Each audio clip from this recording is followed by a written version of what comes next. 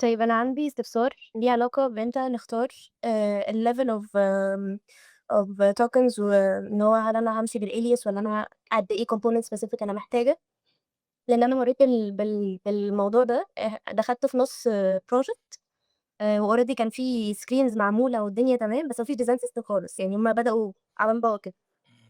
فكنت محتارة بين إن ما فيش وقت وما فيش كَم ناس شغالين على الproject كتير، فإحنا مستعجلين فخلاص مش هينفع نعمل حاجات كتير component specific وبين إن ده هيبقى with accessibility ف بس قعدنا في الحيرة دي شوية يعني.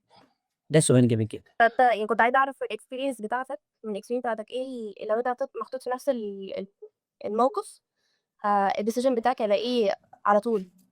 طيب، هو طبعًا إحنا في الكورس هناخد ده بالتفصيل، بس أنا هاجاوبِك يعني هنا باختصار، ماشي؟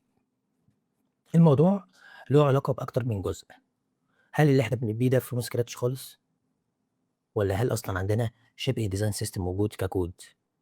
محتاجين نجاوب على هذا السؤال. موجود في أكواد آه، موجود فلو في موجود أكواد. ككود إحنا محتاجين نشوف هنا وندرس الdevelopers شغالين بsystem عامل إزاي، وهنا هنعرف ناخد قرار، وليكن مثلًا يعني هم شغالين مثلًا بtailwind خلاص؟ فأنتِ أمّا تيجي تقترحي عليهم إمم. وتقولي لهم مثلًا أنا هاسلّمك component specific token يقول لِك هي إيه دي وتحاولي تورّيها له كده شكلها إزاي، فهو هنا ممكن يعترض بشدة، لإن هو هنا كده هيضطر يغيّر حاجات كتير جدًا أو يعتبر هيغيّر كل حاجة.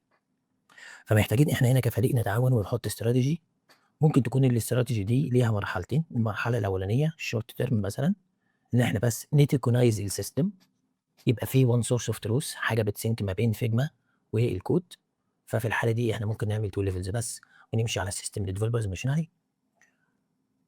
long term plan مثلًا هنا بقى إن إحنا نحاول نخلّيه more flexible ونخلّي السيستم بتاعنا scalable.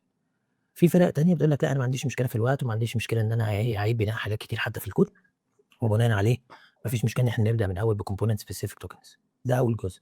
تاني جزء إحنا لازم نكون عارفين الفرق ما بينهم وده اللي هنعرفه بالتفصيل في الكورس، لو أنا عملت 2 levels بس والّا عملت 3 levels بس. طب 2 levels بس فيها نوعين، فيها 2 levels option tokens وalias tokens وفي 2 levels option tokens وsemantic tokens. محتاجين برضه إن إحنا نعرف الفرق ما بينهم.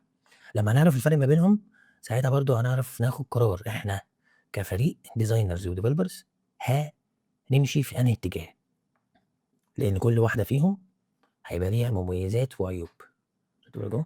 ف في نهاية هذا الكورس أنتِ هتبقي طبعًا عارفة تاخدي قرار أو عارفة بمعنى أصح لمّا هتاخدي قرار هنا هتاخديه بناءً على إيه، وعارفة إيه الأسئلة اللي ممكن أسألها للفريق بتاعي عشان نعرف إن إحنا ناخد هذا القرار. بس يعني